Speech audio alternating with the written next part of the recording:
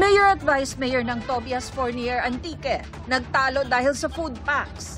Ayon kay Vice Mayor Jose Maria Fournier, ang food packs ay mula kay Antique Governor Rodora Cadiao para ipamahagi sa mga residenteng di makakatanggap ng ayuda.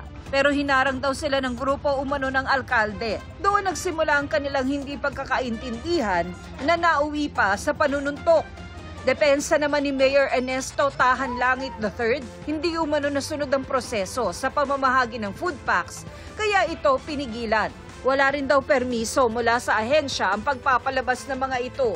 Dumistansya naman ang gobernador sa away ng dalawang opisyal, pero nilinaw niyang may permiso galing sa kanya ang pagpapalabas ng food packs. Sa huli humingi ng tawad ang alkalde at kanyang bise sa nangyari.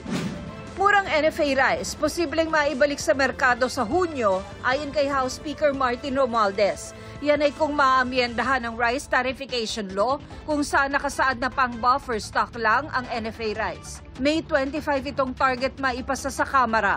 Pero kailangan pa rin maipasa ang katapat na panukala sa Senado, dumaan sa BICAM at maaprubahan ng Pangulo.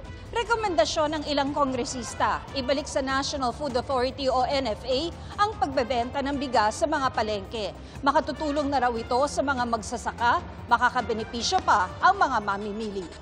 Pwede raw gamiting subsidiya ang sobrang koleksyon sa rice tariff, pati na budget ng National Rice Program na sa kasalukuyan ay umaabot ng 49 billion pesos. Para sa GMA Integrated News, Tina Panganiban Perez, ang inyong saksi.